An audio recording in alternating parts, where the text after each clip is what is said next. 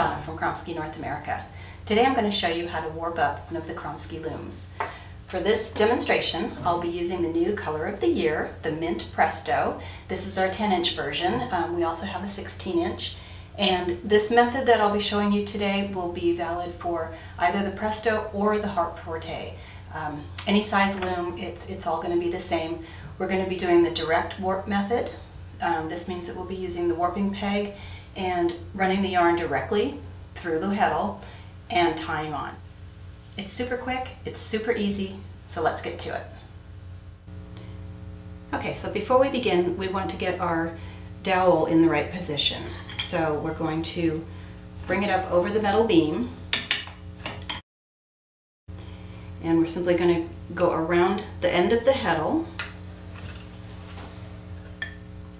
and then attach it to the beam. And we're going to do the same thing on both sides. And we're going to attach it to that side and then just tighten up a little bit. And as you can see, it's going to hold it right there, right in place, so that we can get to it easily. Next, you're going to want to set your loom right at the edge of the table and use the clamp that came with it. And you're going to go through this hole right here underneath the beam and clamp it to the table. And this is just going to prevent it from sliding around as we work.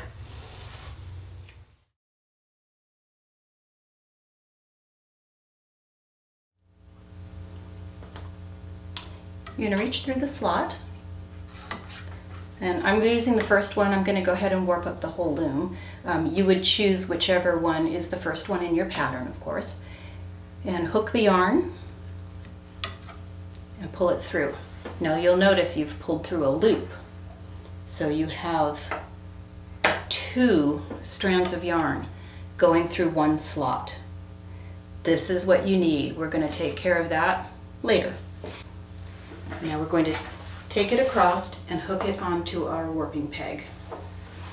The warp peg is clamped onto the table in the same fashion as the loom is attached to the other end of the table. It's a metal clamp with a little wooden block. You can use that later on if you want to clamp your loom to the table while you're weaving. So now back at the loom, you're going to notice that this string that you just used is above your dowel. You're going to want to take that and go underneath your dowel so that it's wrapped around it and the dowel is holding it, and you're going to repeat the process of reaching through the next slot and grabbing your yarn and pulling it across to the warp dowel. So now if you look, you've got 2 in your first slot and 2 in your second slot. So the next time that you've come back to your loom, the yarn is already below the dowel, so you just lift it up and over the dowel, go into the next slot, pull it through, and carry it over to the warping peg. Okay, now let's take a look at how that looks from the back side. We're behind the loom, this is the rear, so we're going to have our yarn is above, and we're going to bring it down around the dowel.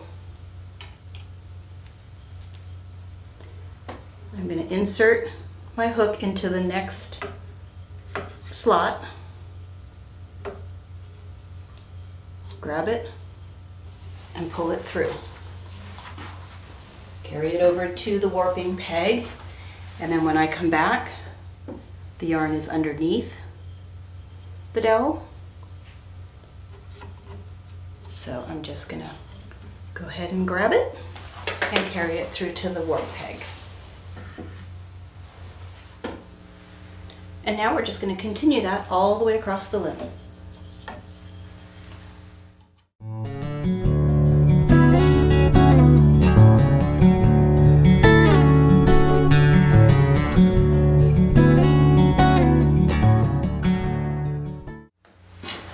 Okay, now you can see we've got 2 in each slot running across the entire loom. So now if everything looks good, you're going to go ahead and you're going to cut this And you're going to tie this end just right around the end of the dowel here. And once again, just a regular knot, nothing fancy. Okay. Okay, so next we're going to remove the yarn from the warping peg and tie a knot in the end. We want to make sure that everything is secured and nothing gets away from us while we do the next steps. And we're going to go back to the other side of the loom. Okay, and now it's time to wind the warp onto the back beam. So what you want to do is just grab a hold of your yarn and kind of comb through it with your hands to make sure that all of your tension is even across the board. Then, keeping the tension on it, you'll just reach over and start winding the warp. As you go, keep checking that you don't have any loose threads. Like I have one here that's a little looser than others, so I'm just going to kind of comb that down. And every now and then I'm going to go ahead and put a warping stick in here. What this is going to do is it stops the threads from kind of meshing together, and that can also cause some tension problems.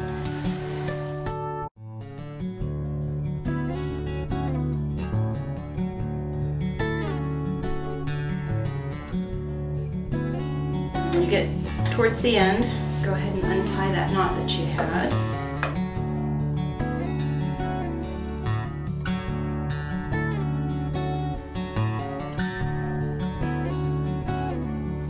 Notice all the while I'm keeping some tension.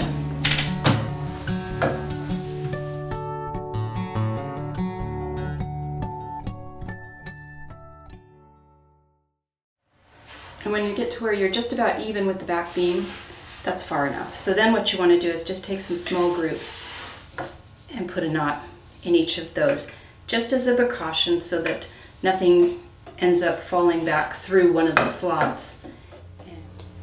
Okay, and now we're ready to take our yarn and take it from having two in the slot to having one in a hole and one in a slot.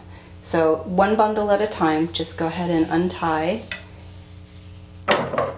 clip the ends,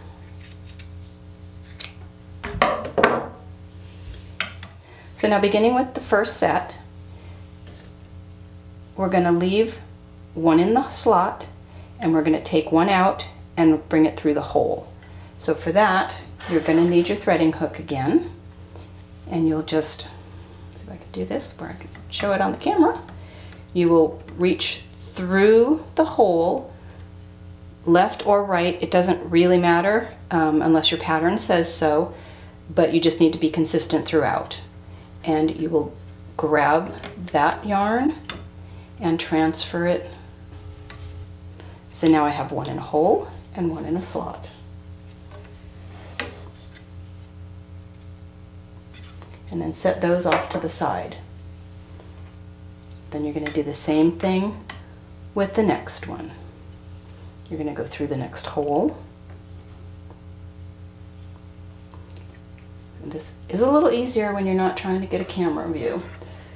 And you're going to catch that on your hook and pull it through. So again, one in the slot, one in the hole, and set those aside.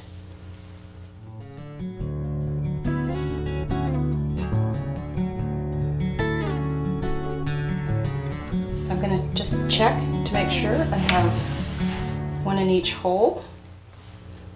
Okay, so now that you have your loom set up the same way that we had before with your dowel strings holding your dowel, we're going to go ahead and tie the warp onto the dowel. So to do that, you're going to grab a group of about 1 inch or so and divide it in half, and then just kind of comb it with your fingers to make sure your tension is even. Then you'll go down around your dowel, reach behind, grab the ends, and then bring them to the front.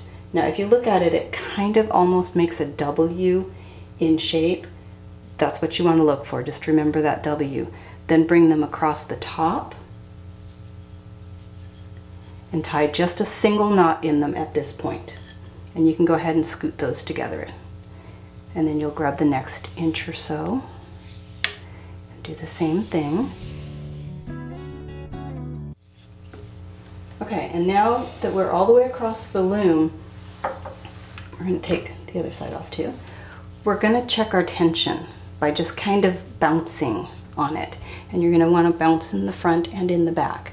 And I can feel from bouncing that this side is a little loose.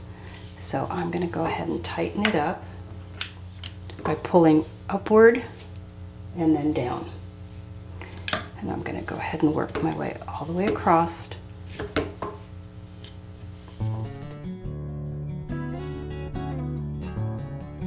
Okay, and then once you're happy with that, go back across and tie the rest of your knot.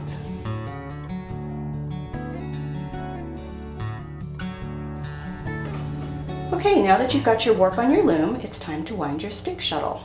So to do that, you're just going to hold the end and you're going to go down through the notch, and then on the other end you're also going to go down, not up, and you're going to just continue to go down on each side, and that way you're actually creating an X here that you can see is going to keep your yarn separated, and that is going to help it slide off the shuttle easily while you're working. And I'm not going to wind a lot of this. This is just going to be my waste yarn, and to show you how. And that's it. Okay, so now we're ready to start weaving. We're going to start with our waste yarn, which is the yarn that I just did in a contrasting color. This is basically, we are just working on closing up these gaps here. It won't take but just a few rows, but if you don't do that, the beginning of your weaving is going to have gaps. So we'll start with the heddle up. Make a pass through and just leave your tail hanging out the end and push it down. Then we go into the lower position, pass it back through, and you can go ahead and leave a loop at the end because we're trying to get this to come out and to even up.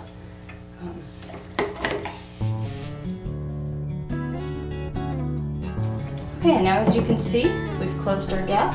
We're ready to start working on our loom.